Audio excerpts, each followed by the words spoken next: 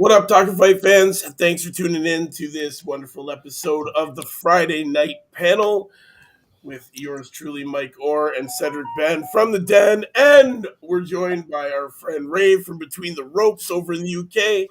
Also, Tim Witherspoon, two-time heavyweight champ of the world, and Dean Williams, special guest tonight. Dean, thanks for joining us tonight, man. Thank you for taking the time out to come and talk boxing, man. But you got to say, wait a minute, you got to say Dean the Road Warrior. Dean the Road Warrior. Welsh Road Warrior. The Welsh Road Warrior. The Welsh Road Warrior. You can't leave that out. There we go. See, he got the proper intro. There's only one. Thanks for coming, man. Thanks for having us. Appreciate it. Yeah, definitely. Dean, tell us a little bit about yourself, man, and your background and who you are, really, for the fans out there. Yeah, man. Well, I mean, I grew up in a small mining town in Merthyr Tydfil, Wales, South Wales, and started boxing at a super young age, at age 8. You know, I was just kind of lost kid, getting picked on all the time in school, looking for some direction. And my dad was in the British Navy, so he was never kind of like there. You know, so I wandered into a boxing gym, and man, it saved my life, took me places and that I could only dream about, like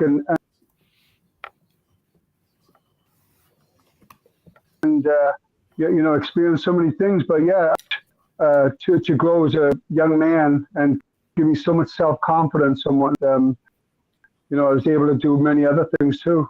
You know, when I came out of high school, British Navy, served in the British Navy, and then I went on to live in Australia. I'm kind of jumping the gun a little bit, you know, giving you like a blueprint of who I am and the things I've been around. And, you know, lived Australia for a couple of years, and then planning on staying there. And then I met somebody that, you know, believed in me from, you know, New York, and believed that if I come here that I could, you know, be a contender, you know, maybe a champ. And so I left Fremantle, Wesley, and I came to Brooklyn, New York, lived in Bay Ridge, and then I boxed out of Gleason's. Hector Roca was my coach, and I trained with Arturo Gatti every day. He came down from Canada, and nice. You know, we were like two young guys. I was like 20, so I was like, you know, we were two kids. Arturo already had fights, and he had a couple of losses too, I believe. And but yeah, Joe Gatti was the first guy hard in Gleason's, and he just I believe he was either going to sport Terry Norris for the world super, I think, middleweight title, and I sparred him, and you know, I was around those guys, you know, every day. But you know, then I get the opportunity to be a sparring partner for right there, two-time champ Tim Witherspoon. Was that a Toro Gotti that you was affiliated with, or his brother? His brother? No. Arturo in Gleason's. It was I trained with Arturo every day. I used to spar Ernest Martinez. But he had a brother that fought too. He did. He had a brother that fought too, right? Joe. Joe was the one. Joe was the one I sparred with. Joe was the one I sparred with, and yeah, you know, that crew was like Curtis Summit, the 30-man fighter, and then Ernest Martinez, M16. I don't know, but like he had some things went on later in his life, and I think he got well, not God bless him, but these guys, Poison Junior Jones, that I was around every day, Gleason's and whatnot, and everybody watch out where Mitch was in there, like, you know, in the house, but it's just great times, you know. And like I said, you know, to go up to the Poconos, I was living in Brooklyn, and James Stonewell, he knows country, everybody called him. James, yeah, country, yeah. And you know, he said to me, you know, you got an opportunity to come up to camp to spar with two-time heavyweight champ. And I only seen Tim on TV when I was growing up in Wales when he knocked out Frank Bruno, and I'm like, wow. Oh, did he pause there? I guess he paused for a second. Yeah, okay. Opportunity Yeah, Dean. to get in the ring with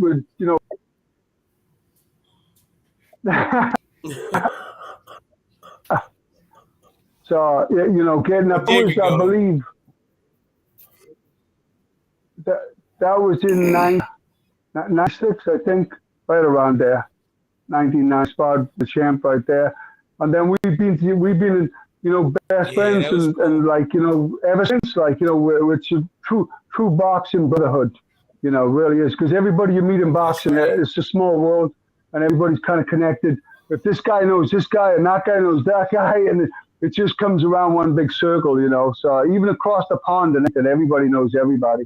So it's Yeah, Now, definitely. and now It's you're a a I real. got movie. a I got a quick question. He's Go a ahead. movie star now. He's a movie Um, star. Yeah, I know. Creed too.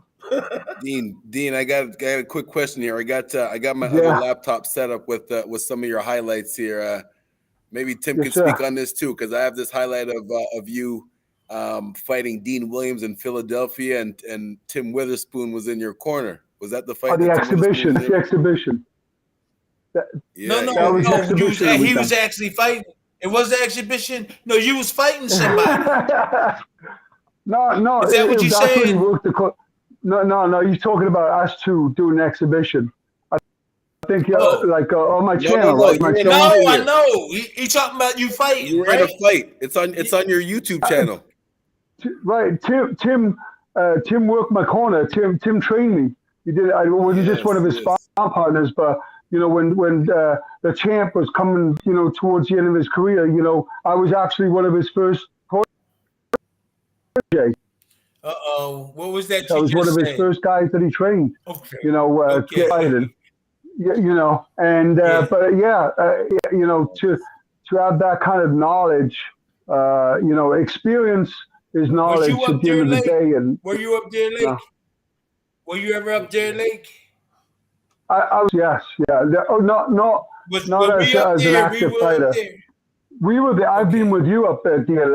Yeah, Okay. absolutely. I figured And that. Shania when she was a little kid, Okay, I Shania was up remember there. that. So, Yeah. remember? Okay. I got the pictures there. I got them. Deer Lake. Good times. Okay. Yes, it was. Yep.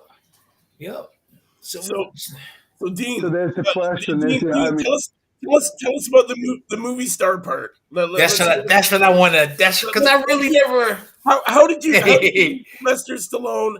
How did you become on Creed 2? How did all that happen? Oh, did I break it? Oh, that's his stuff. That's his Okay, stuff. so like I'll tell you, it's crazy because did I get it? Yeah, you're Okay. good now. You're good now. Yeah. How I got in the movie when I or anything like that. I was actually training a fighter in Atlanta, and but the wife and I, Tanya, we want to get a bite to eat, and we get out Oh, good Lord. the car. And this You know gentleman, he lives up in the mountains. He this is lives like up in the 5 mountains. years before the movie. I tell all the youngsters, up in Poconos. Yeah, he lives up right in the now. mountains. That's what that Talking about- is. Yeah, that's probably causing that interference. Yeah. It's, Yeah, he's up in the mountains. I went So up my there and camp trained is- with him. Go ahead, Dean. okay, so you can hear me. So we need to treat everybody with the utmost respect, because you never know who you're talking to. Louis Rodriguez, he's like an actor in Atlanta. He's done a lot of, was in the Warhead, I think the Show House, just a whole bunch of stuff. And we became real friendly, added each other on social media and whatnot.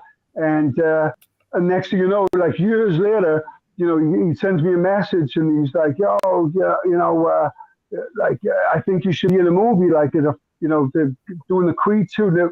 long story short, next thing you know, I'm on set with Sylvester Stallone, Dolph Lundgren, Michael B. Jordan, and you know, it was like surreal. Like 8 years old, and the reason why I started boxing was what inspired me was Rocky. You know, a lot of people say, "Oh, well, what fighter inspired you?" Rocky Balboa, the real Rocky right there. Tim's the real Rocky, you know that. That's great. That's only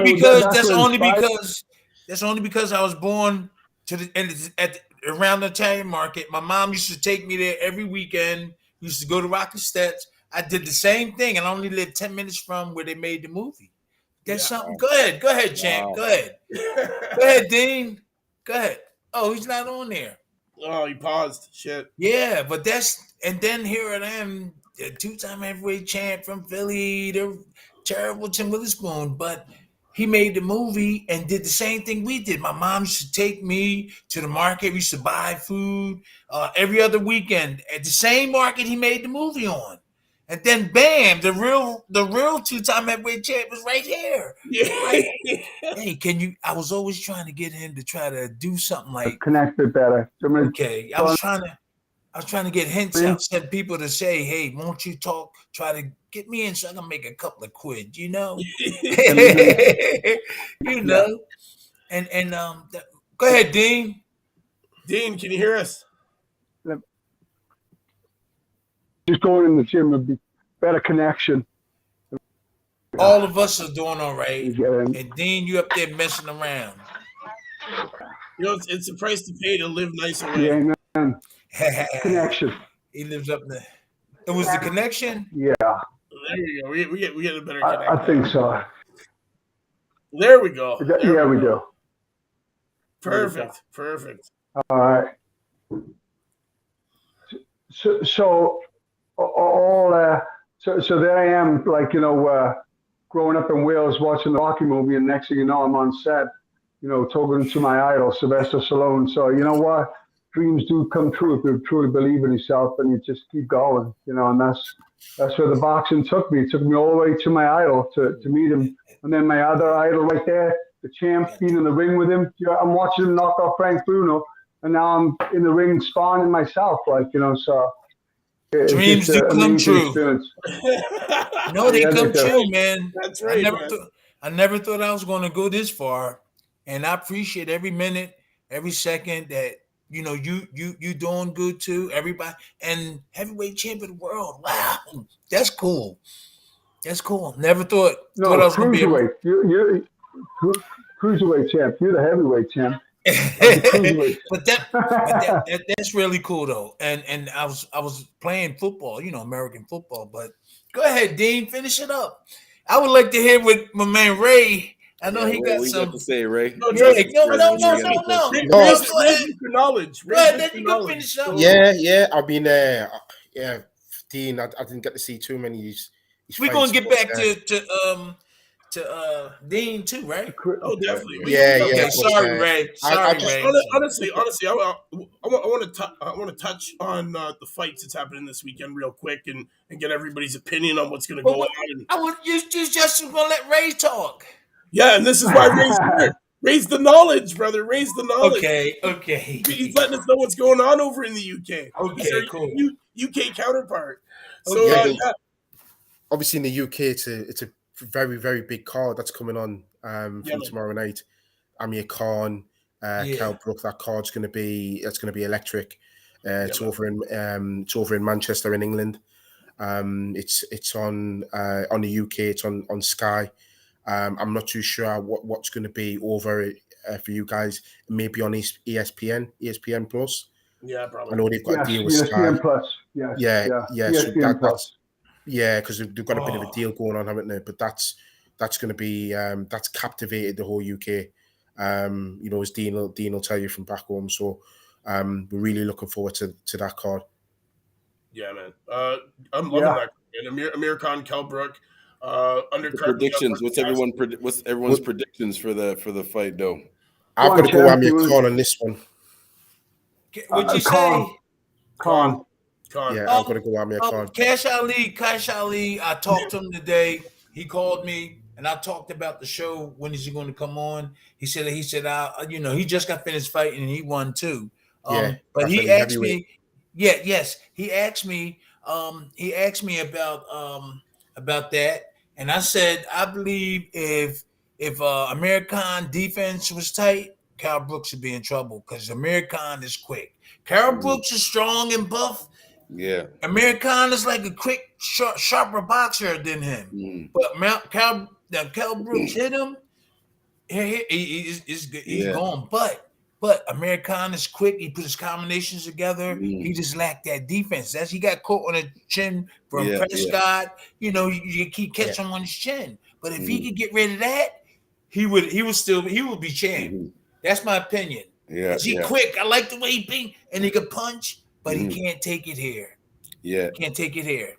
I just think at this point in Kell Brook's career, I don't think he has the timing or the quickness to land that punch, which is why I'm going with Amir Khan. My decision, my prediction scorecard is 116-112. And he laid off a long time too, right? Didn't he lay off a long time? Yeah, both of them been laid off. Oh, so that's even up. That's kind of even up when it comes to that. Okay. Yeah, Amir Khan fought for a number of years. His last fight was against Billy Dib over in Dubai. I think Cedric's got a point. We all know timing beats speed, but and that was one of Kell Brook's key attributes. But does he have that timing left? In my opinion, he's too shot worn against Crawford. Switch stances. Brook was taken apart, and the punch that Crawford landed was a jab, which 2 or 3 years prior to that wouldn't have troubled Kell Brook. I think the problem is he's carrying a lot of damage from the Golovkin loss, from the Errol Spence loss, the damage to the eyes, and I think that's affected him much later on in his career. Then you've also got the problem with the weight as well. If he's taking too much, if he's killing himself to make the weight, I believe he did, or do we look okay on this? He did look quite gaunt to me, and I think that play a factor in the fight as well. We'll just have to wait and see. Right. Honestly, I just see sometimes too long, like you can last longer. There's some things that when boxers when they box and they be doing well, but then when they get to a certain level, they get exposed, and it's just a matter of education. So I know you have your opinion about certain things, and everybody got one. And the thing is too is that it could be some more things that Amir Khan, blocking punches and Brooks. You say he might be still the old way, but if somebody show him, if they show him a little bit more, even though he was successful, you still gonna learn stuff that can help you get over. So that's what's lacking around a lot of these different fights. If they would have did this, if they could have did that, but it's already gone. You know what I'm saying? The fight already happened. But if they would get these certain things told to them, certain skills and stuff, they could avoid certain things. So this is the outcome. That's true. Khan. Virgil Hunter always used to say the problem with Amir Khan is he was never in the gym in big fights. He was always gallivanting. You serious? Yeah. For me, it could have been Virgil Hunter's problem too. Honestly, Khan, it could have been his problem. Khan's been in the spotlight though since the 2004 Summer Olympics in Athens when he took home that silver at 17.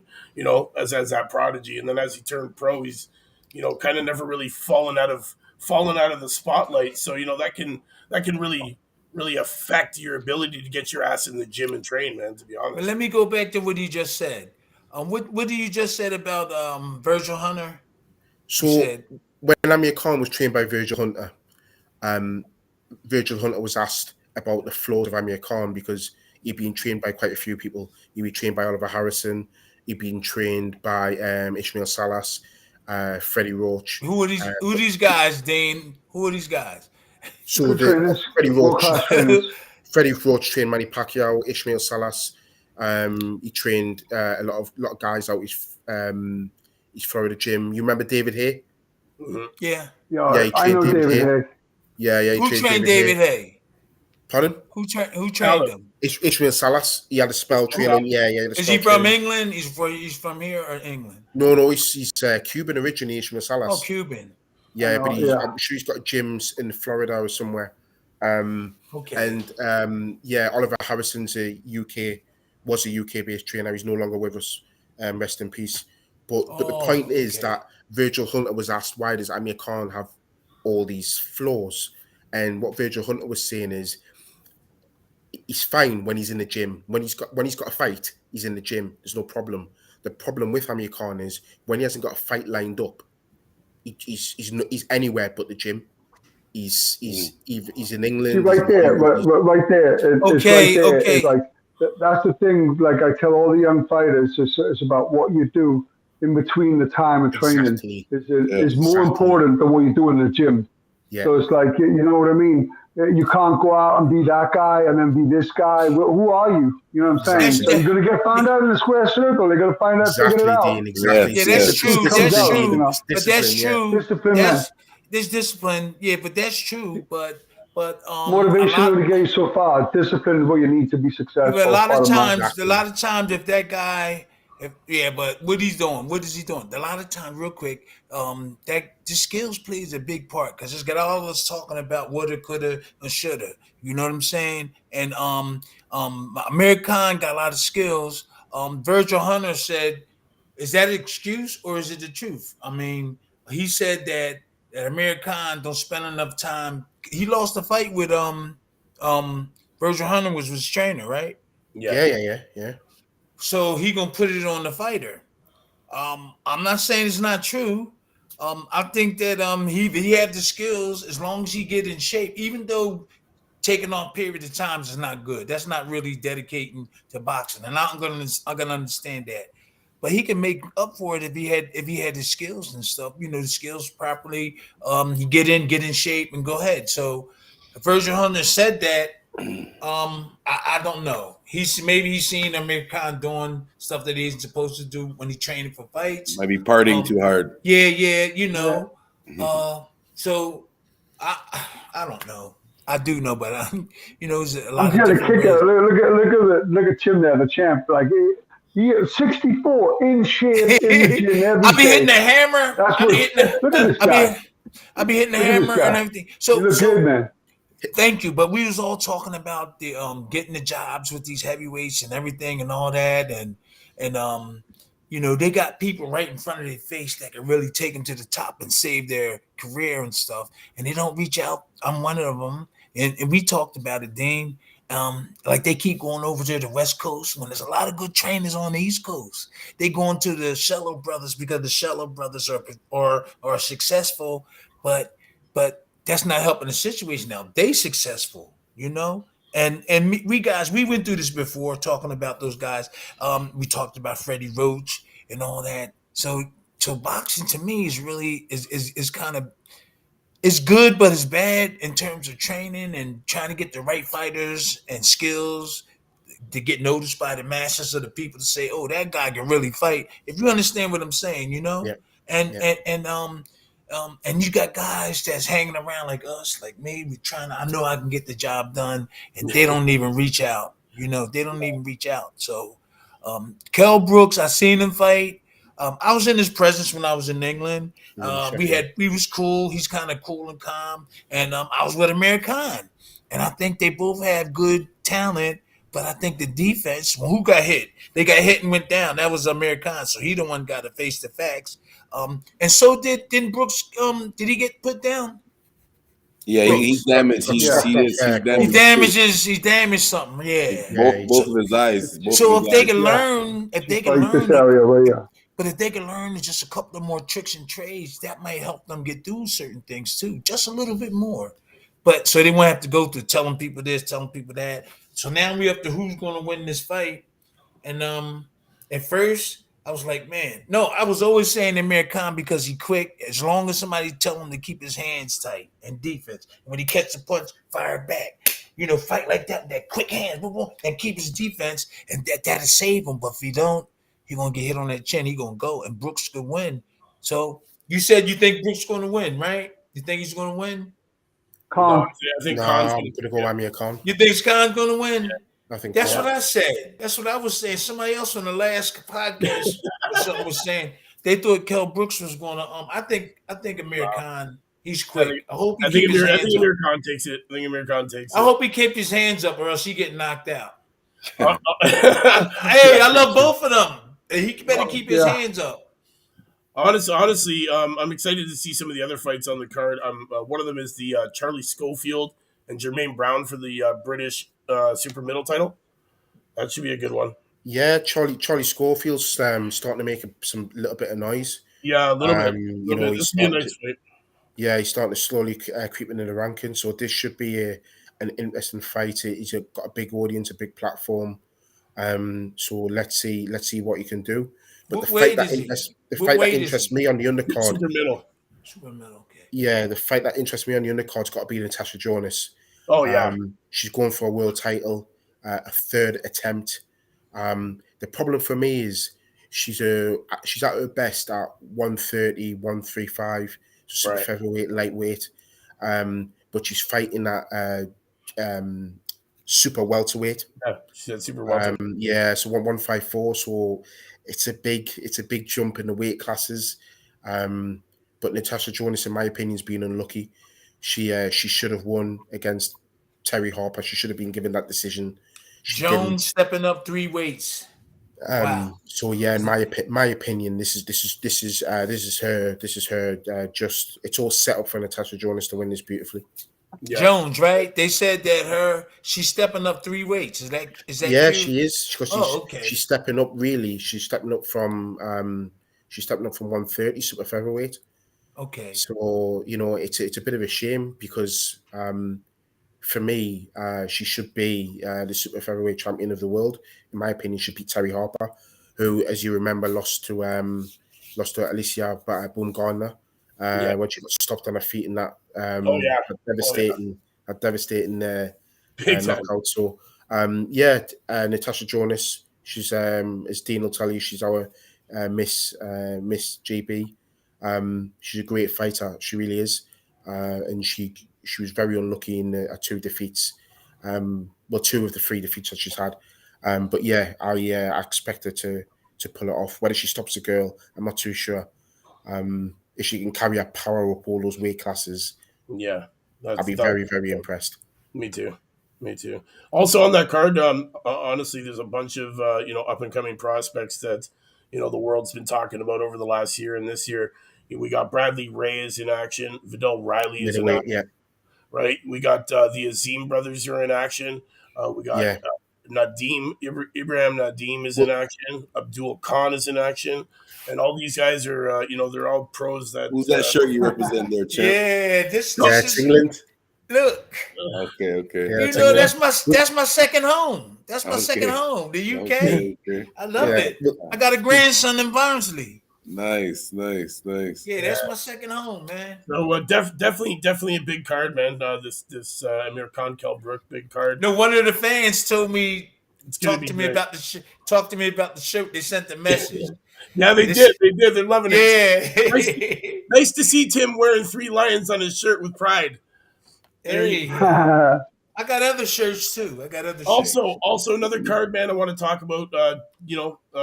We'll get it out of the way. Is the Munguia and Ballard card, man? Munguia. Yes. This kid, man, 38-0, 30 KOs. He's making his homecoming when he faces, undefeated contender Demetrius Big Meech Ballard, who's 21-0 with 13 KOs in a 12-round fight. And this one is for the WBO Intercontinental Middleweight title, man. This was they were slated to fight each other in 2021, but the fight was postponed due to an injury that Ballard sustained during training camp. Now that they've rescheduled the fight, this is a winner-takes-all event, and it's going to be great, man, down in Tijuana, Mexico. And I can't wait for this one. This is going to be a good one as well. Mm-hmm. Yeah, Munguia is very highly rated, isn't he? Yes, a big win against Rosado. He beat one of our boys, Liam Smith. Yeah, He beat him not so long ago. So people are expecting a lot from Munguia. I think he's been pushed in the right direction, and he'll probably have one eye, depending on what Golovkin does. He's probably going to have one eye on the winner of Golovkin and Murata. Yeah, somewhere down in the future. If not, the WBO belts become vacant with Demetrius Andrade moving up to 168 pound. Exactly. So he's got one eye on that as well. Yeah, it's going to be. But I'm looking forward to seeing William Zepeda on that card as well. Yeah, because he just got added to that card a little while ago, right? And there's a lot of noise about him. There's a lot of noise about him. I've seen him before. See that team? We behind.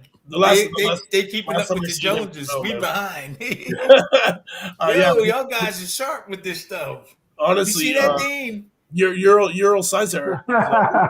They talking about all the fights. We gotta get on board, man. We gotta get busy. You guys got all the stories from old though. Let's be honest. Yeah, but y'all got everything. You doing real good, Ray. You put that information out. That's beautiful. You know. Okay, man. Go ahead. William Zepeda. Yes, loving this kid, man. He's 24-0 right now with 22 knockouts. He's only 25 years old. I love it, man. He's 5'9". He's got only a 69.5-inch reach, but he knows what he's doing, man. In that ring, he's got a great heavy hands. He's making a lot of stink, man. He's big. I love how he got added to this card late too, man. I was surprised that he got added to it, but you know what? It's just going to make for a wicked night of boxing, man. Because you got Munguia and Zepeda on the same card is huge. Because both these guys, and I do think Zepeda will go places if he's matched properly. They're really tipping him to do big things, and I've seen little bits. I know you're explaining his reach is only about 69 inches or something, but he doesn't really, his fighting style doesn't really lend to that. He's more of an inside fighter. But we'll have to see how it goes. But it's a big audience to Toronto, Mexico. It's nice to get a good big fight there. They deserve a big fight down there. So I'm looking forward. I've got Astrix next to his name. I'm looking forward to seeing him perform. Oh yeah. You know what? He never ceases to amaze me every time he comes out, man. He makes good, great work of his opponent real fast, man. Yeah.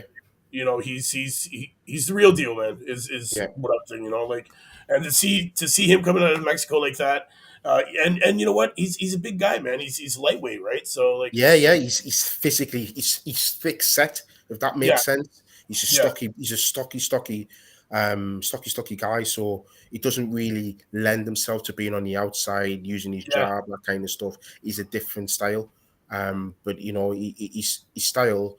It suits his attributes, if that makes sense. Yes, definitely. Oh man, super excited for those cards. In action tonight, there was Jamie Ortiz versus Albright. If you guys know that any of those. That's happening tonight. Yeah, that's happening tonight. We'll catch that on USA Showtime for all the people out there that want to check that out. Bunch of up and comers, man. The whole thing is filled with new prospects, man. Derek Jackson's on this card. Norman Neely's on this card. Jeremy Adorno. I've talked about these guys on my show. We got Paul Kroll's on there as well. No big names, but always those kind of cards make for great knockouts, man, and great boxing. Love that kind of shit, to be honest. But yeah, honestly, Dean, I want to hear more of this movie stuff, man. I wanna put you in the hot seat here. Any plans on doing any more movies? Yeah. But I mean, it's nothing I can really talk about. But there's definitely more plans to do other movies and whatnot. It's just right now it's an exciting time. So I mean, meeting Sylvester Stallone and him coming, on set, and we talked like I felt like I knew him forever. Actually, he knows how to treat a fighter, and he's super respectful. And it was just we're talking about my hometown, Merthyr Tydfil. I know Howard Winstone. I heard about Johnny Owen. Great fighters, Eddie Thomas and whatnot. Where I come from, and come from a real cut from a tough cloth of of fighters like Merthyr Tydfil. Look it up on YouTube. It's not too pleasant. Some of the stuff you find, it's just like rough. Nobody really makes it out of there. Very few people make it out of there. And, it was all God's plan for me. I wasn't really close to my family. Like, my mom didn't really want to know me and whatnot. So it's like if it weren't for boxing, it kind of, took me like I said, places most people dream about. Working with Stallone, working with Dolph Lundgren, and whatnot, Michael B. Jordan up and coming. Sticking the jabs in my belly every day when we're getting upset. Just having a good time and whatnot. But yeah, if it weren't for boxing, God knows where I would be. But to get out of the town that I grew up in, there's really not opportunity, and the people it's a street fighter mentality. My dad was always saying to me, if I don't get out of here, he said, you're going to end up killing somebody. I was getting in a frequent street fighting was like a way of life. You fight over a parking space, or my mom would call me to the door like if she had a problem with somebody, and it was like, boom. That's just the way. That's the way it was. Just crazy. But I look at it. I'm glad that that was a big kiss. That was the thing. They have different. They call it Glasgow kiss. Liverpool kiss. I can't. My dad taught me that one early. You can headbutt somebody. Oh yeah, my dad taught me that early, man. The good old headbutt. I'll take a concussion to put you to sleep. I'll just put it like that. But that's the way it was. But yeah. So if it weren't for boxing, I've been boxing involved with boxing now 42 years. I'm going to be 50 on Sunday, and I started back in 1980. Wow. So it's I never quit. I didn't just do boxing. I've done other things in my life too. It's a bodyguard, and serving in the British Navy. I served in the Army over here, and after September 11th, just things that it was all God's plan. I have a fighter's mentality. I've lived in this country, no family, wasn't nobody held me, nobody could never no handout, no nothing. It was I had to figure it out. My wife and I, the real Adrian, the one God put us together. She had no family too, So we met. I was training with Lennox Lewis in camp in the Poconos, and it was 1997, and I got a spar with Thomas the Hitman Hearns. Manny Stewart brought Tommy down, and he was getting ready for his last title fight with Nate Miller, and from Philadelphia. I've never met him, but Nate is a nice guy. Nate is really nice. Nate is really nice. Right, and so I got to train in camp with Tommy Hearns and Lennox Lewis and Prince Nassim Muhammad. Paul Engel, all these great fighters. I was around Frank Maloney. I don't know what to call him these days, but what I'm talking about. The promoter, Frank Maloney. You said, Kelly now, isn't it? I think it's Julie now. So I don't know, but I got a problem. Kelly, is that what it is? But I mean, hey, man, whatever. If that's whatever makes him happy at the end of the day. But and that's how I got to meet my wife. And it was right at the beginning, of me turning professional. Larry Holmes, I was sparring partner for Larry Holmes, and I trained with Larry a lot. And it's kind of crazy, really, because I got to be a sparring partner for I believe the two of the best heavyweights. Tim Witherspoon, two-time champ. And also a sparring partner for Muhammad Ali, and I was also a sparring partner for Larry Holmes, sparring partner for Muhammad Ali. So, the knowledge that I was getting around these guys, watching them train, and just learning the class. How good was Larry's jab, Dean? Jab. I mean, it was fantastic, but it was different. I got the more jackhammer, European style. He would be on me almost daily. Larry taught me how to throw the jab properly. He'd come, we'd spar, get out the ring, and you know what? He's not. I heard he's doing a little bit of training one and now, but he's not like with the coach. He just would just show me, the jab. And on the bag, and loosen me up and whatnot. And then you got, two-time heavyweight champ like you, Tim Witherspoon, show me how to throw the right hand. So he bettered my right hand. I helped you. Tim bettered a lot of things. I helped you, right? You helped me a lot. You absolutely helped me a lot. No, Tim. I just said I helped you. I helped you. Did we work with the overhand, or was just that straight right? Because my trainer. You trained me with the overhand, but you like my straight right. So the way you are as a coach, you went with the things that work. Like, that's what you're really good with the coaching, because you just try to add more stuff and improve my defense a lot. You had me moving my head a lot, like, and whatnot. I mean, we were sparring with Yusef Mack and sparring with Frank and Walker. real quick, and you can take it back. And if these boxers learn like go in this direction, A, B, C, when you go to learn, don't jump to F. I mean, M, O, all the rest of them, right? You got to start with the education, the first basic things first. And when they finish fighting, they could be able to train people better because they know the basics. So a lot of people start doing Mayweather stuff first and not knowing about the other stuff, defense. Watching too many videos. Well, they do the videos, but still they watch too much. Somebody actually got to beat them. But real quick, what I'm trying to say is that they could be teachers when they retire if they train and teach them basics first instead of jumping to Floyd Mayweather stuff and all this crazy stuff and don't know how to do this or block a shot. So I'm just saying, if boxers learn basic stuff. When they retire, they'll be able to have good trainers. But there's a lot of guys and a lot of people being fooled because this guy's successful, right? And so they send their boxers to him, not knowing that he's successful, but he probably can't teach guys as good as a guy that learned his ABCs. Right. Natural stuff. You still got to know some basic stuff, blocking with the hands, and natural stuff like this, that's natural. Yeah. So do you think there's a difference then between somebody who's like a boxing trainer and a boxing teacher? Because you get a lot of fantastic trainers that are really good with the pads, but they're not teaching you the fundamentals. You know what I mean? Well, let me say real quick about the pads. Let me say real quick. People be doing repetition stuff and it looks good, but they really don't. They really can't take that boxer and do the proper stuff.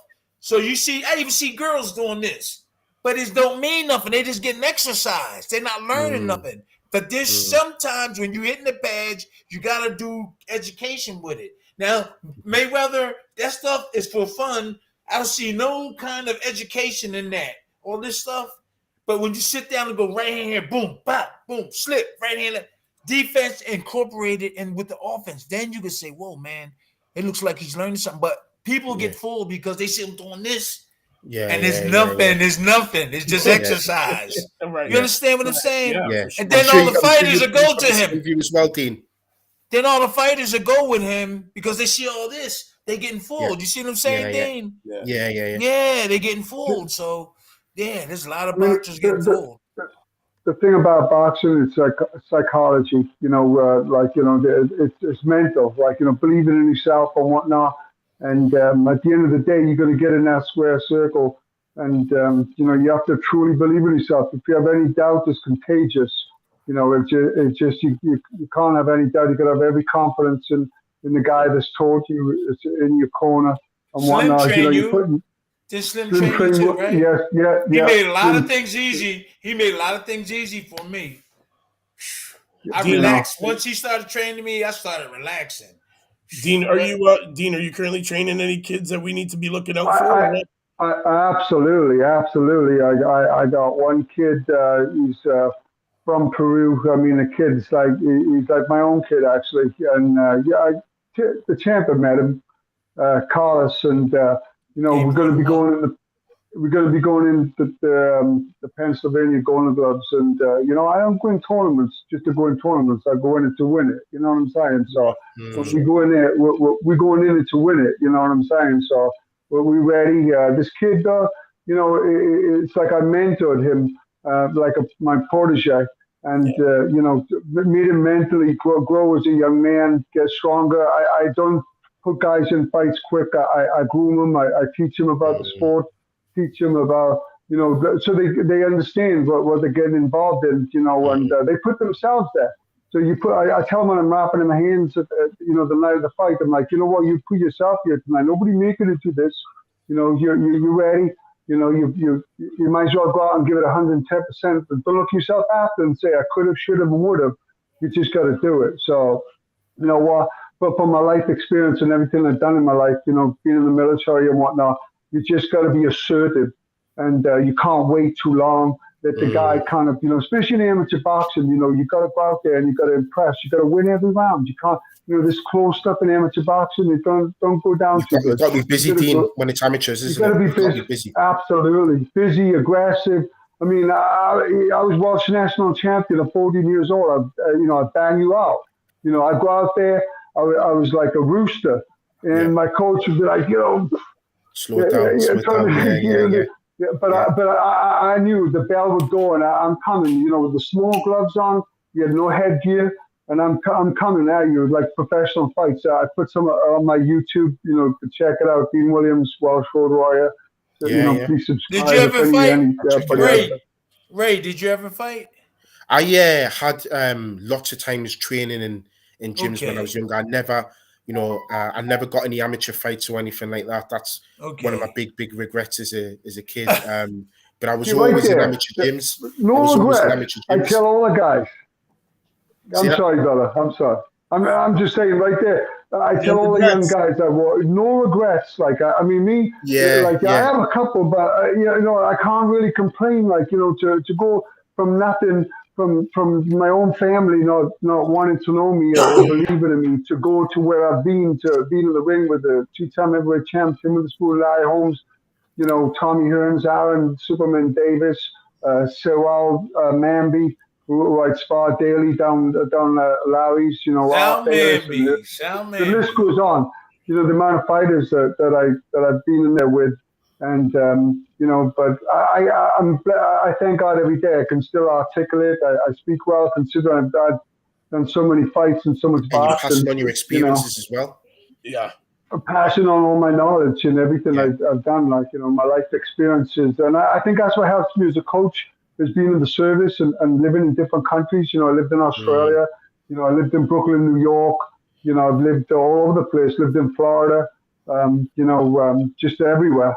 And, I think those, having to figure out things on my own and whatnot, and a lot of, I'm a hard coach, and a lot of guys, they come around, they feel like they can't live up to my expectation, but if they truly believe in themselves, they truly want to be something, and they want to, see, if you're going to stay the same, adversity and tough experiences will change you, and change you for the better. Make you grow, especially these youngsters, make you grow into yourself and whatnot, and give yourself confidence, like confidence don't work. It's like a muscle. Confidence, I tell them, it's like a muscle. If it don't use it, it ain't going to work for you. So it's like, you got to be confident and whatnot, and carry yourself, not, humbly, like we're us all fighters, we're humble and whatnot after being in the ring and whatnot. But yeah. Yeah, I would say, if I can come from nothing, pretty much come to this country with nothing, with no hope and nothing, just a bag of clothes, that's it. And I own my house. I got a successful relationship for 25 years. Been married with my wife, and I'm blessed. And I got my little. We had no kids, but my kid Chelsea, my Australian bulldog, and I love her to death. I live my life for her. And you're blessed, man. You're blessed. I'm blessed, man. I'm blessed. I'm just thankful for every day to be alive. I'm gonna try to get that. There's the heavyweight. His name is Franklin something. I forgot his last name. I was negotiating with his real quick. I was negotiating with his manager and stuff earlier about all the terms and stuff we're gonna do. He's 3-0 with 1 knockout. He's a dark-skinned brother that's from. He's from over there, so I've been talking. So I might be coming over, Ray. I might be coming over in like 4 or 5 months. So he's 3-0 with 1 knockout. I have video of him. I've been checking this stuff out, and I see what he needs. So it's up to him once they get in that ring. It's not our problem once he step in. So so look at. I forgot his last name, but it's Franklin something. He's like 6'3", 6'4", and he's three wins with just one knockout. So okay, let's see if keep we me can do posted. something. Tell Mike and keep me posted. And when you're over Okay. in England, come and say hi. Okay. No, we'll do that. You real good, man. Hey Ray, you pretty good. I like. I'll come over and say hello. Yeah. No problem. Just like he got everything on. He must got the paper there reading it. But you be giving all the fights and stuff. But he do the same thing. Y'all do the same thing. That's awesome. Yeah, you got your own show, right? Yeah, that's right. Yeah. That's Between the Ropes TV.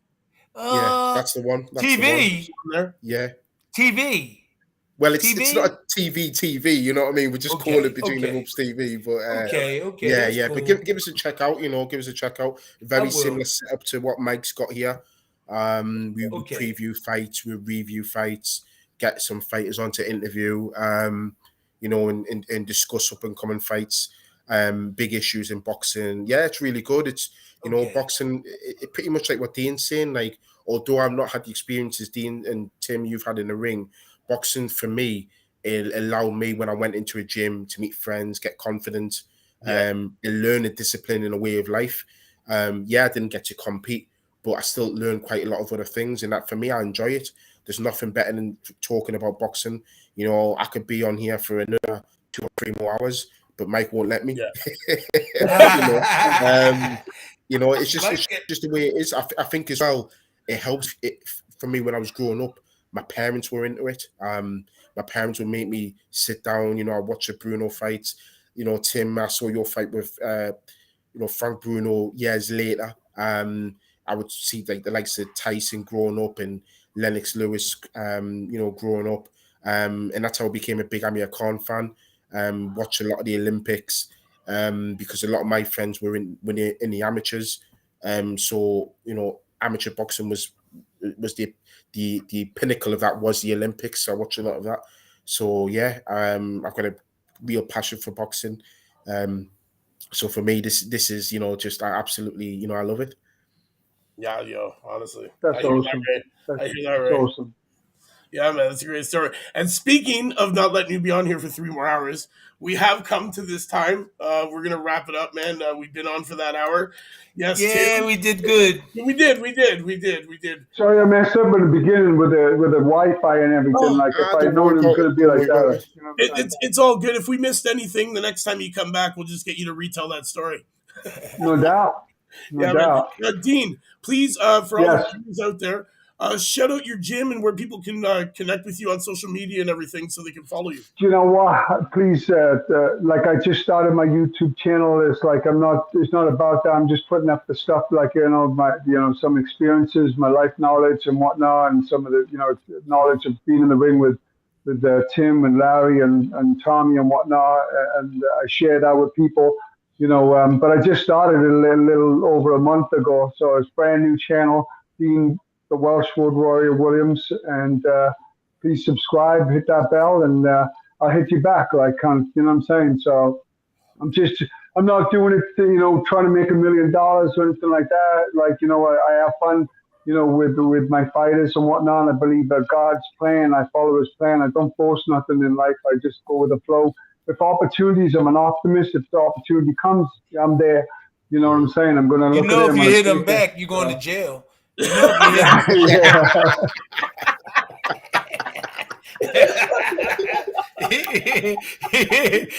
that. No doubt. I know. There you go.